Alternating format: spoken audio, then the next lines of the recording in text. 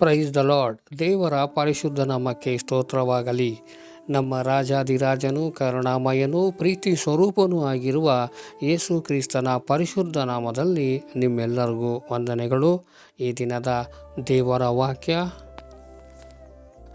ಎಫೆಸದವರೆಗೆ ಬರೆದ ಪತ್ರಿಕೆ 4ನೇ ಅಧ್ಯಾಯ 30ನೇ ವಚನ.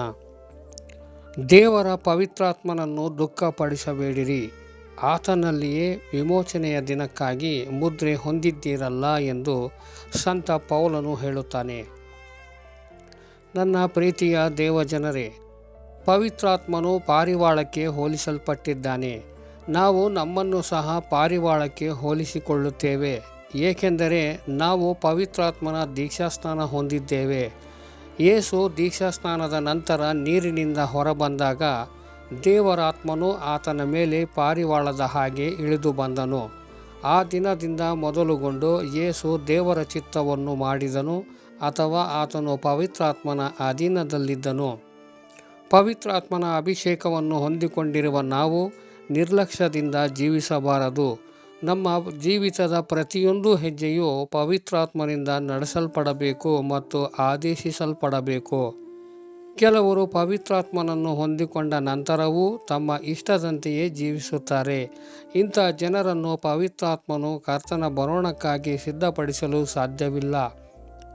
ನೀನು ಒಂದು ಪಾರಿವಾಳವನ್ನು ಅದರ ಗೂಡಿನಿಂದ ತೆಗೆದು ಅದನ್ನು ಮತ್ತೊಂದು ಗೂಡಿನಲ್ಲಿಟ್ಟರೆ ಅದು ಹಾರಿ ಹೋಗುತ್ತದೆ, ಅದು ಅಲ್ಲಿಗೆ ಪುನಃ ಹಿಂತಿರುಗಿ ಬರುವುದಿಲ್ಲ. ನಾವು ಪವಿತ್ರಾತ್ಮನನ್ನು ದುಃಖಪಡಿಸಿದರೆ ಆತನು ನಮ್ಮ ಜೀವಿತದಲ್ಲಿ ಕೆಲಸ ಮಾಡುವುದನ್ನು ನಿಲ್ಲಿಸಿಬಿಡುತ್ತಾರೆ. ಆತನು ಇನ್ನೆಂದಿಗೂ ನಿನಗೆ ಮಾರ್ಗದರ್ಶನ ನೀಡುವುದಿಲ್ಲ ಅಥವಾ ನಿನ್ನನ್ನು ನಡೆಸುವುದಿಲ್ಲ.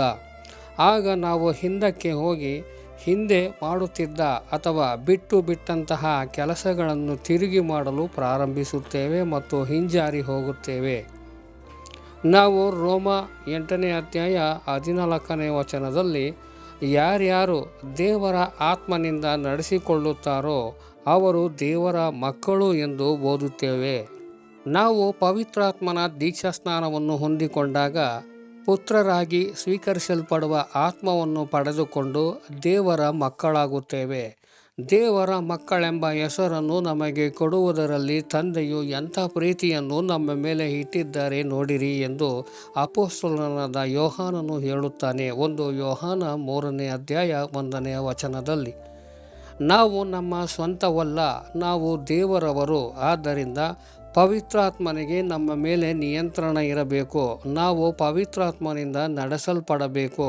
ಇದು ನಮ್ಮ ಜೀವಿತದ ಪ್ರಾರಂಭದ ಅಂಶವಾಗಿದೆ. ಪವಿತ್ರಾತ್ಮನ ನಡೆಸುವಿಕೆಗೆ ಅನುಸಾರವಾಗಿ ಜೀವಿಸಿದವರು ಕರ್ತನಾದ ಯೇಸುವಿನ ಪರಿಪೂರ್ಣತೆಯನ್ನು ಹೊಂದುವರು ಮತ್ತು ಆತನ ಬರೋಣದಲ್ಲಿ ದೇವರ ಮಕ್ಕಳೆಂಬುದಾಗಿ ಸ್ಪಷ್ಟಪಡಿಸಲ್ಪಡುವರು. ಇಬ್ರಿಯ 12:15 ನಾವು ಓದುವಾಗ, ನಾವು ನಮ್ಮ ಹೃದಯಗಳಲ್ಲಿ ದ್ವೇಷವನ್ನು ಇಟ್ಟುಕೊಂಡಿದ್ದರೆ ದೇವರ ಕೃಪೆಯನ್ನು ಕಳೆದುಕೊಳ್ಳುತ್ತೇವೆ ಮತ್ತು ಇದರಿಂದಾಗಿ ಪವಿತ್ರಾತ್ಮನನ್ನು ದುಃಖಪಡಿಸುತ್ತೇವೆ. ಪವಿತ್ರಾತ್ಮನು ಬಹಳ ಮೃದು ಹೃದಯದವನು. ನಮ್ಮ ಹೃದಯದಲ್ಲಿ ಕೆಟ್ಟ ಭಾವನೆ, ವೈಮನಸ್ಸು ಇದ್ದರೆ ಆತನು ದುಃಖಪಡುತ್ತಾನೆ ಮತ್ತು ನಮ್ಮನ್ನು ಬಿಟ್ಟು ಹೋಗುತ್ತಾನೆ. ಆಗ ಕೋಪ, ಕ್ರೋಧ, ವಾಗ್ವಾದಗಳು, ಕಡೆಗೆ ಜಗಳ ಹಾಗೂ ಕಾದಾಟಗಳು ಯಾವ ನಿರ್ಬಂಧವಿಲ್ಲದೆ ನಮ್ಮ ಜೀವಿತದೊಳಗೆ ಪ್ರವೇಶಿಸುತ್ತದೆ. ನಿನ್ನ ಹೃದಯದೊಳಗೆ ದ್ವೇಷಕ್ಕೆ ಅವಕಾಶ ಕೊಟ್ಟರೆ ಅದು ಜಾರತ್ವದಲ್ಲಿ ಕೊನೆಗೊಳ್ಳಬಹುದು. ಆದ್ದರಿಂದಲೇ ಸಂತ ಪೌಲನು ಎಫೆಸ 4:31-32 ನಾವು ಒಬ್ಬರಿಗೊಬ್ಬರು ಕರುಣೆಯುಳ್ಳವರಾಗಿರಬೇಕು ಎಂದು ಹೇಳುತ್ತಾರೆ. ನಾವು ನಮ್ಮ ಹೃದಯದಲ್ಲಿ ದೇವರ ಪ್ರೀತಿಯನ್ನು ಕಳೆದುಕೊಂಡಾಗ ನಮಗೆ ಇತರರ ವಿಷಯದಲ್ಲಿ ಕಹಿ ಭಾವನೆಗಳು ಉಂಟಾಗುತ್ತವೆ. ನಾವು ಕರ್ತನನ್ನು ಪ್ರೀತಿಸುವುದರ ಮತ್ತು ದೇವರ ಪ್ರೀತಿಯು ನಮ್ಮ ಹೃದಯದಲ್ಲಿ ಸುರಿಸಲ್ಪಟ್ಟಿರುವುದರ ಮಧ್ಯದಲ್ಲಿ ಬಹಳಷ್ಟು ವ್ಯತ್ಯಾಸವಿದೆ.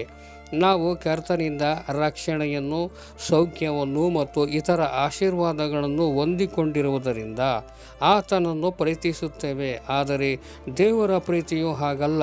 ನಾವು ಪಾಪಿಗಳಾಗಿದ್ದಾಗಲೇ ಯೇಸು ಈ ಲೋಕಕ್ಕೆ ಬಂದು ನಮಗಾಗಿ ಮರಣಿಸಿದರು.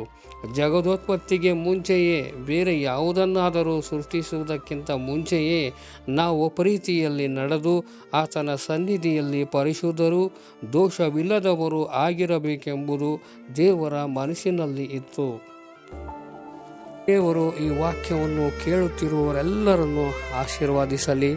ನಮ್ಮ ಕರ್ತನಾದ ಯೇಸು ಕ್ರಿಸ್ತನ ಕೃಪೆಯು, ದೇವರ ಪ್ರೀತಿಯು, ಪವಿತ್ರಾತ್ಮನ ಅನ್ಯೋನ್ಯತೆಯು ನಿಮ್ಮೆಲ್ಲರ ಸಂಗಡವಿರಲಿ.